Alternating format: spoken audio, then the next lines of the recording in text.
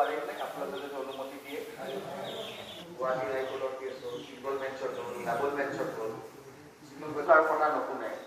আৰু সুপ্ৰিম কোৰ্টত এটা এপিয়াৰেঞ্চ কৰিব উমানন্দত শিৱসাগৰত